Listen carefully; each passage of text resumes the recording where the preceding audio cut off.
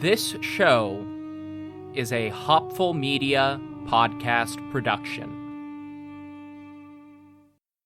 If you're a podcast host, listen up, this one's for you. My name is Allie Jackson. I'm the host of Finding Mr. Height, a dating and relationship podcast that I've been doing for 4 years now, sharing my positive and practical approach to dating that's built on my own life experience. And I wanted to share another experience that I've had, my secret behind monetizing my show. It's called Red Circle, and I was just telling my colleague about how much I love their platform. With Red Circle, not only am I getting a seamless hosting experience, but I also love the support I receive in ad sales. It's not just typical ad sales either. It's targeted opportunities based on my show and my life. And the platform is super simple. You just set your preferences and Red Circle matches you with sponsors that align with your show. You can vet every opportunity and their platform gives you great analytics. More recently too, my Red Circle team has brought me opportunities outside of my podcast on social media to really augment the podcast partnerships, bring them full circle. I just can't recommend them enough. If you want to give it a try, go to redcircle.com to get your free trial. That's redcircle.com for a free trial.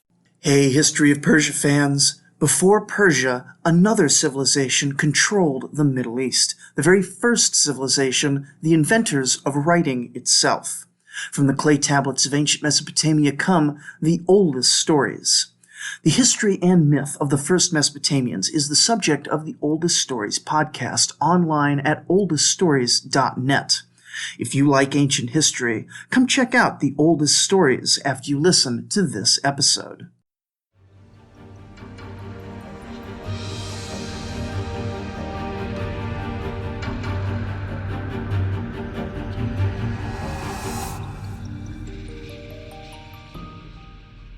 Hello everyone, welcome to the History of Persia. I'm Trevor Cully, and this is episode 151, To Syria, to War. We are so back. Back to the Seleucids, back to the narrative, and kind of back to chronological historical events in general. The last 4 episodes, spread out as they were, are a sort of mini-series on the Greek Orphic mysteries and eventually their relationship with the developing Zoroastrian sect of Zurvanism. The Orphics and Zurvanites will return, but for now, we can safely set aside all of that and jump back into one event that comes after another, kings and wars for a little bit. So let's recap. We left off our narrative with the death of Antiochus I Soter. His reign sure was something. Honestly, he's the first long-lasting monarch we've had in a long time, maybe since Xerxes and Artaxerxes I, where I can't really say that his tenure was defined by disaster or success. Antiochus Soter inherited an empire at the height of its power, but still forming and defining its foundations. He abandoned his father's gains in Europe to consolidate power in Asia, but in seizing control of the far larger and wealthier upper satrapies, he gave a series of strategically critical, petty kings in Anatolia time to slip from his grasp. A poorly documented war with Ptolemy II Philadelphus, the First Syrian War, led to some minor shifts in the borders between Egyptian territory in southern Anatolia and northern Syria, but frankly neither side made any notable gains. After the tidal wave of Gallic invasions swept through Greece and Thrace, they came for the Seleucids, and Antiochus became Soter, the savior of Anatolia, when he successfully defeated the pillaging armies and carved out a new Galatian province in the center of the peninsula. Then, in 266 BCE, Crown Prince and co-king Seleucus attempted to assassinate his father, only to fail and face execution, leading the younger son, another Antiochus, to assume the role of heir apparent. Shortly before his death, Soter lost even more territory with the rebellion and de facto independence of the Anatolian city-state of Pergamon. Then, whether in battle or in bed, Antiochus Soter died in 261 BCE. and Antiochus II became the new Basileus. King Antiochus II assumed sole power over the Seleucid Empire on June 2nd, 261 BCE, or thereabouts based on Babylonian records of the time.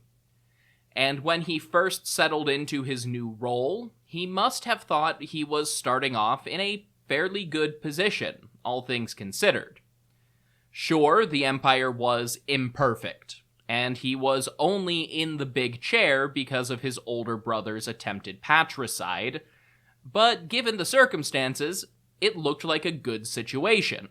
Unlike many second sons who inherited ultimate power in antiquity, Antiochus II was an adult, in his mid-20s, and he had a few years of practical experience as co-king under his belt. He already had children, including a son who was probably just starting to get clear of the most dangerous period of childhood disease. For all the turmoil in Anatolia over the preceding decades, there was no ongoing conflict. They were on good terms with the Antigonids over in Macedon. The eastern frontiers were quiet, and it certainly didn't look like Ptolemy Philadelphus would turn his focus back to Syria anytime soon.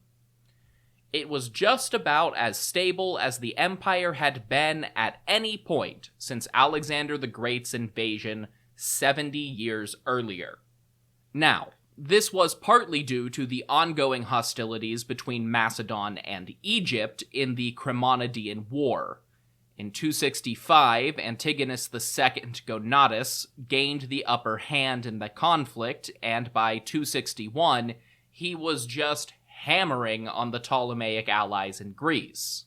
The already limited Egyptian land presence in Europe was gone, and Ptolemaic naval dominance in the Aegean Sea had been broken.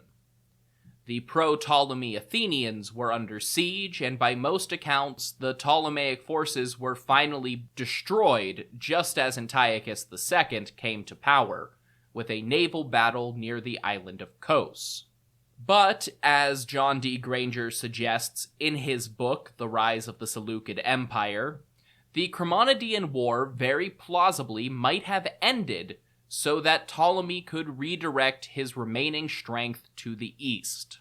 In the Hellenistic tradition, and for most of Western world history, for that matter, treaties were not made between states. They were made between monarchs, and when a signatory king died, his treaties were nullified. Often this just led to dignitaries going between courts and renewing any agreements on behalf of the new king. But sometimes, this was an opportunity to abandon an existing peace agreement, and both the new Antiochus and Ptolemy Philadelphus started making moves in that direction.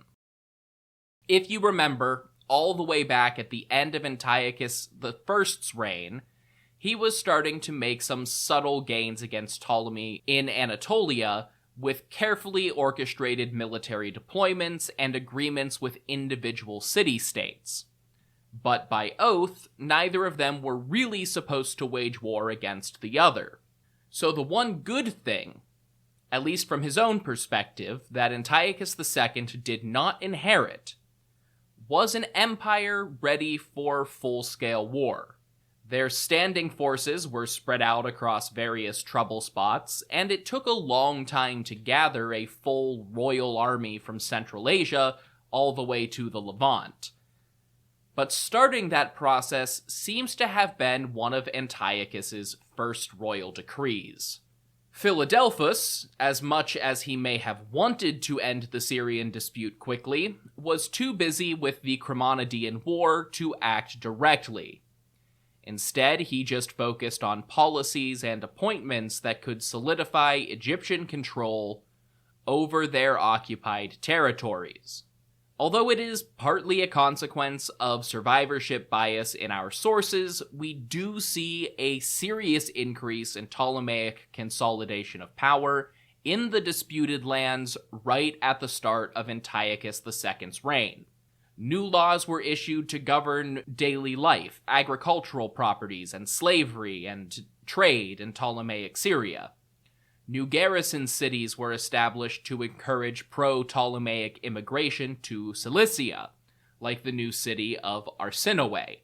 In Lycia, the commander of the local Ptolemaic military, Pandaros, was celebrated with a statue and additional titles for his contributions to the local city.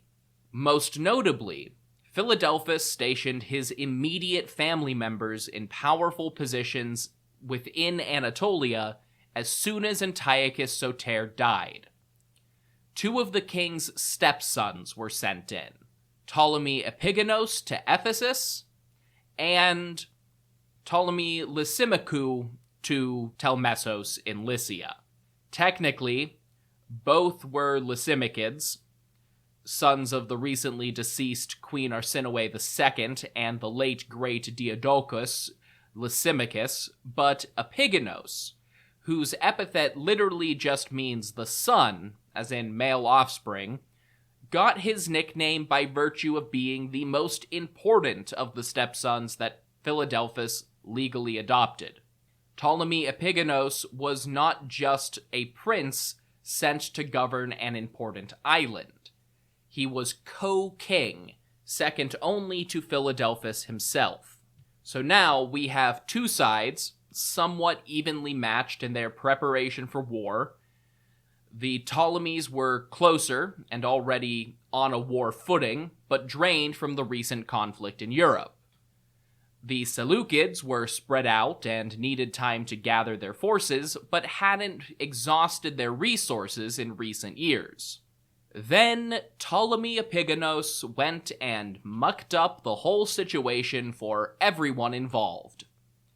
Practically as soon as he was out from under his stepfather's immediate supervision, Epigenos made contact with Timarchus, the Ptolemaic general in command of everyone's favorite Ionian city-state, Miletus. So you know what that means. We've got another Milesian revolt in Ionia. Timarchus declared himself an independent tyrant. Miletus seceded from the Ptolemaic Empire, and Epigenos went into open revolt in late 260 or 259 BCE. It's not particularly well documented as rebellions go, and we don't really know what their goal was. From how events played out, I would guess that Epigenos wanted to seize power in Egypt, and offered Timarchus an independent kingdom, or at least an autonomous province, in exchange for his support. That's at least the impression I get from what they did next. We have a few isolated excerpts from what followed. Apparently, there was a battle where Timarchus sailed somewhere and burned his ships at anchor to force his own ground troops to fight to the death or victory, and cutting off their own retreat gave them the confidence and/or desperation to win. It's just not entirely clear who they were fighting at the time, because we get one sentence about this. Possibly the Ptolemaic garrison at Samos, because apparently Milesian forces defeated and killed the local garrison commander there, which led to Timarchus dressing up in his rival's Macedonian finery, and sailing into the harbor under false pretenses to seize the city from within. These stories are, of course, in separate sources. The impression I get from those surviving accounts is that, despite being a relatively minor figure, Timarchus had a long-lasting reputation for strategic success and innovation. That probably helped him out when Epigenos told the Milesian tyrant to relocate his court to Ephesus. This is another reason that I think the plan was for Timarchus to become an autonomous dynast when the rebellion was done. Within the span of a year, the 2 rebels had given Timarchus effective control over 3 of the most important centers of power in southern Ionia, a strong basis for a little kingdom of his own. In Ionia, a strong basis for a kingdom of his own. The one thing that Epigonus did not count on was Timarchus deciding that since he already had his kingdom, he didn't really need to be involved in Ptolemaic infighting. So he killed the crown prince and went back to his palace at Miletus as the new tyrant ruler of Samos, Ephesus, and Miletus. This did not work out for Telemarchus. Both of the major powers surrounding him swooped in to deal with this breakaway statelet before it got out of hand. In 258, Antiochus II besieged Miletus' walls while his allies from Rhodes assaulted the Ephesian fleet guarding the harbor. At night, the Rhodians made a major push toward the city, very poorly attempting to attack the sea wall directly, but drawing the attention of not only the ships from Ephesus, but Telemarchus' soldiers on the battlements. While everyone was distracted, Antiochus sent a contingent of his army out into the dark to circle back and attack a now undefended stretch of the walls, allowing the Seleucid forces to breach Miletus' defenses and take the city. They captured and killed Telemarchus himself in the process. Evidently, the actual people of Miletus were not all that supportive of their tyrant to begin with, because they deified Antiochus in celebration for their liberation. This wasn't the coy giving divine titles like Soter that we've seen with other kings, or a traditional religious system like we see in Egypt. The Milesians went right to declaring their new monarch Antiochus Theos, Antiochus the god. Despite his newfound divinity, Antiochus did not directly press his advantage here, and with the rebel fleet broken and both of its primary leaders dead, Ptolemy Philadelphus made preparation to reoccupy the rebel islands. But now the stage was set, because Antiochus had just seized a very important city that had gone to the Ptolemies in the last peace treaty. He had intervened in Ptolemaic internal affairs without cause. Miletus was just important and vulnerable at the time, so the Seleucids took it, and with that, the Second Syrian War was off to the races.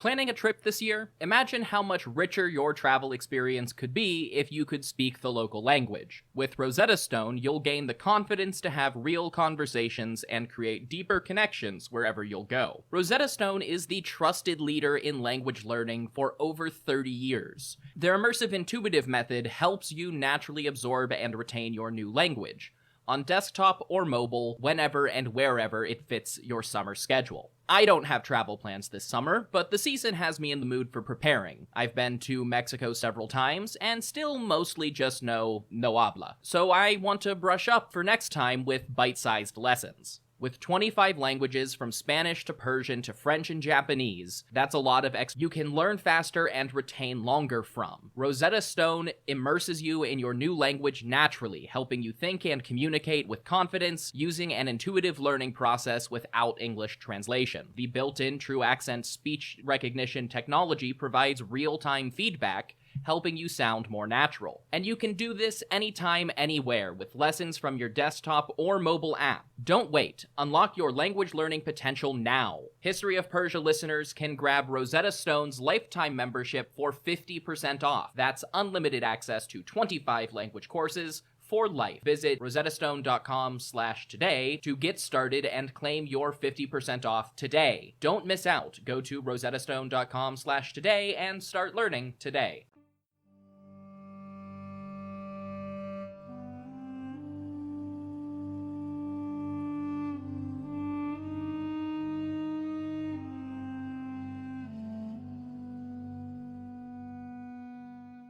The first direct combat with Ptolemaic forces was actually something of a proxy battle.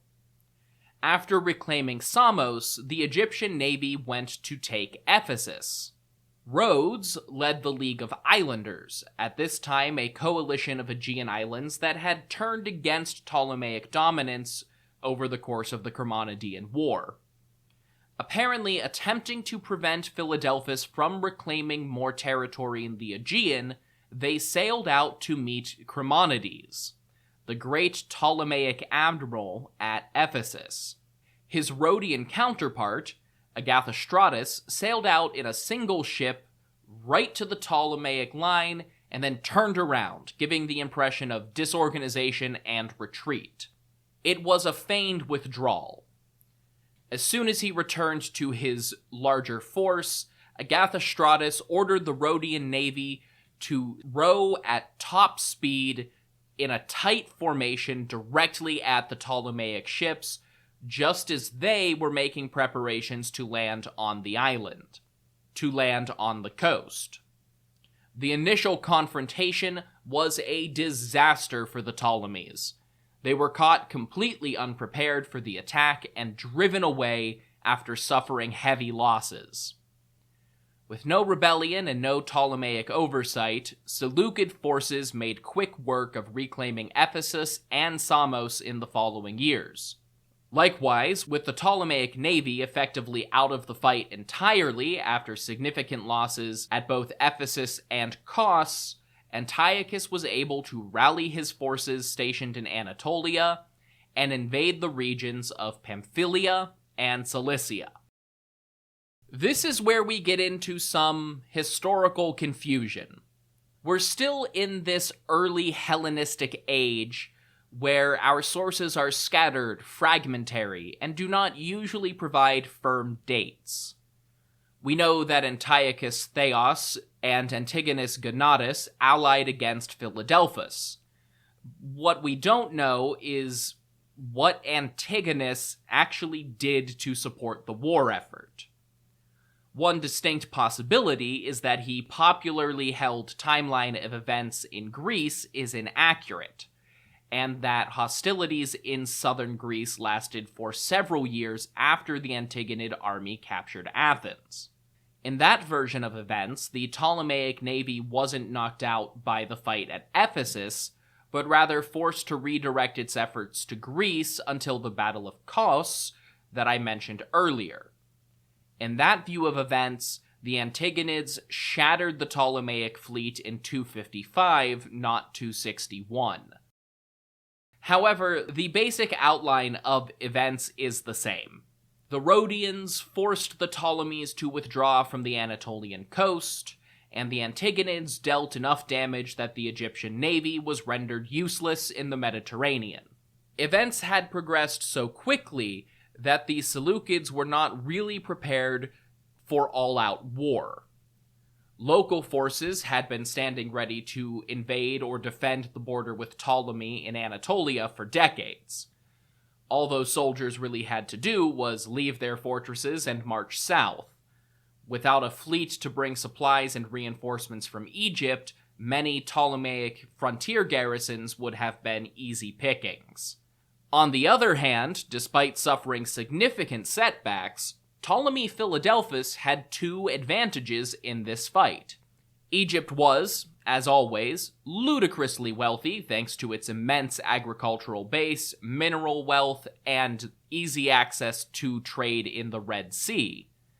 The Egyptian population, and by extension the bulk of their army, was also much closer to Syria than most of the Seleucid manpower. So in 257, Ptolemy launched an invasion from the south. As with everything else in the Second Syrian War, we know very little about what exactly happened in either theater of the conflict. Aside from repelling some sort of Seleucid incursion, we know nothing about the Ptolemaic offensive in Syria. The general consensus is that they gained some ground, but there were no major transfers of power. A buried hoard of Ptolemaic coins from this period suggests that the Egyptian army encroached on the Seleucid capital district near Antioch, but there's not much else to indicate significant fighting in that region.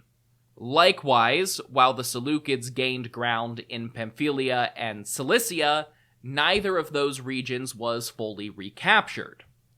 Combat in Cilicia apparently shifted back and forth the most, with archaeological evidence of the Seleucids invading Ptolemaic territory, and of the Ptolemies pushing into the Seleucid-held parts of the same country. One battle, if we can call it that we know about, came when Antiochus hired Galatian mercenaries to support his local troops and mount an invasion of Lycia, which was defeated by the Egyptian general Neoptolemus near the city of Tlos. In Greece, Philadelphus sent money and arms to support rebellion in Corinth and Chalcis against the Antigonids, effectively threatening to reopen the Chremonidean War if Antigonus Gonatas did not withdraw his support for Antiochus. Gonatas was forced to make peace with Ptolemy in 254, and the war came to an end 1 year later with a new peace treaty between Philadelphus and Antiochus Theos. The geographic details of this peace are hazy at best, and we are mostly left to rely on inscriptions from various towns in Anatolia to see which kings and nobles they reference in monuments, or archives in Egypt to see which local leaders got their orders from the Ptolemaic administration. In general, the Syrian border does not seem to have shifted very much, if at all. Despite Seleucid military success, Philadelphus actually gained land in Cilicia, but that came at a cost. Egyptian forces withdrew entirely from the western coast of the peninsula, greatly simplifying the lines between the disputed territories along more traditional provincial borders. Formally, this seems to have made Antiochus the victor. He at least got more of what he wanted in the geopolitical sense, but it was a bitter situation for him personally. Unrelated to the conflict, Antiochus's mother, Stratonice, died shortly before the end of hostilities. Then, to top it off, the Seleucid king was forced to divorce his wife Laodice and disinherit his children, including Seleucus, his son and heir apparent. In an amusing little aside, Pliny the Elder recorded a story that one of the old Queen Mother's last official acts involved a controversial painting of her. Apparently, an artist named Tesicles depicted her in a compromising position with a local fisherman, causing no small amount of controversy in Ephesus. But Stratonice ordered it not to be taken down because of, quote, the likeness of the two figures being admirably expressed. Tesicles had already fled town out of fear, but apparently, old Queen Stratonice, who had lost most of her hair to some sort of disease at this point, found the depiction of her own nudity quite flattering. Anyway, back to politics. Traditionally speaking, the superior king, or the victor in a war, got the favorable end of a marriage pact. Generally, that meant marrying a princess from the other side, and that is what happened in the Second Syrian War. But Philadelphus still had a pretty strong negotiating position. He offered peace and would seal the deal by wedding his daughter Berenike to Antiochus. Antiochus's position as the political victor was further reinforced by a massive war indemnity disguised as Berenike's dowry, to the point that she was remembered by history as Berenike the Dowry Bringer. However, this Egyptian princess and her future children could not be secondary figures in the Seleucid court. For this peace to be worthwhile, Berenike's sons needed to be first in line for the succession. So, by treaty, Antiochus was required to divorce Laodike, which also effectively downgraded Seleucus in the order of inheritance. To the king's credit, he handled this about as well as he could, and it's very clear that this was all politics.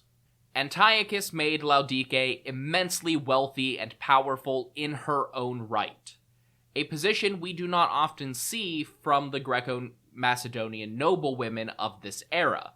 She was given exclusive rights to extensive tracts of land and massive estates in Anatolia, and she retained all of the privileges associated with being a royal landlord. Only the king himself could contradict her financial or real estate dealings, and the implication is that Antiochus himself had no intention of doing that. In fact, Antiochus the god only occasionally even tried to hold up his end of the treaty. Berenike would not carry a pregnancy to term for years after the end of the Second Syrian War, and in the meantime, Antiochus just went back to living with Laodike and their two sons, obviously favoring his ex-wife. Ptolemy Philadelphus spent the final years of his reign repeatedly begging and/or demanding that Antiochus honor their agreement and actually act like Berenike's husband, to little avail. This episode is pretty short, but I have no doubt that trying to cover more ground in one episode will spiral wildly out of control, because the next segment I have planned is foreign and not so foreign relations under Antiochus Theos. And there's just no way to cover half a dozen separate kingdoms, 2 rebellions, a Seleucid offensive in Europe, and the Second Syrian War all in one episode. So that will have to wait. Until then, if you want more information about this podcast, you can go to hopfulmedia.com. That's where you'll find things like my bibliography, episode imagery, and additional resources. If you want to hear more of my voice, you can listen to America Secret Wars, where I tell my friends and guests the story of forgotten and overlooked conflicts in American history.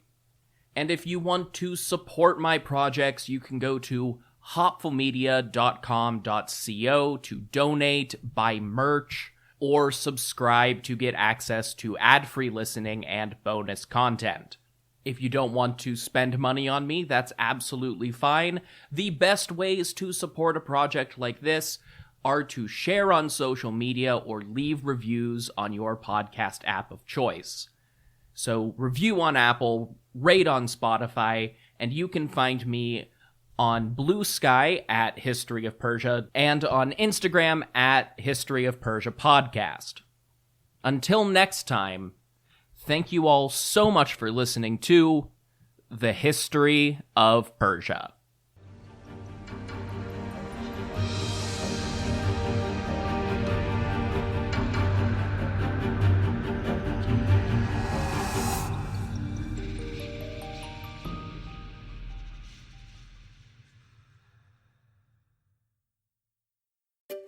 Finding great candidates to hire can be like, well, trying to find a needle in a haystack. Sure, you can post your job to some job board, but then all you can do is hope the right person comes along. Which is why you should try ZipRecruiter for free at ZipRecruiter.com/zip. ZipRecruiter doesn't depend on candidates finding you. It finds them for you. Its powerful technology identifies people with the right experience and actively invites them to apply to your job. You get qualified candidates fast. So while other companies might deliver a lot of hay, ZipRecruiter finds you what you're looking for. The needle in the haystack. See why 4 out of 5 employers who post a job on ZipRecruiter get a quality candidate within the first day. ZipRecruiter, the smartest way to hire. And right now, you can try ZipRecruiter for free. That's right, free at ZipRecruiter.com/zip. That's ziprecruiter.com/zip. ziprecruiter.com/zip. At Arizona State University, we've made online education better, smarter, and more personalized so you can go further in your aspiring field. I decided to pursue medicine once I realized that ASU did have the online program for biological sciences. You're still required to learn the same curriculum. You're still being tested on the same content that anyone would be tested on in person. The comprehensiveness of the program prepared me so well for medical school. Explore over 350 plus programs at asuonline.asu.edu.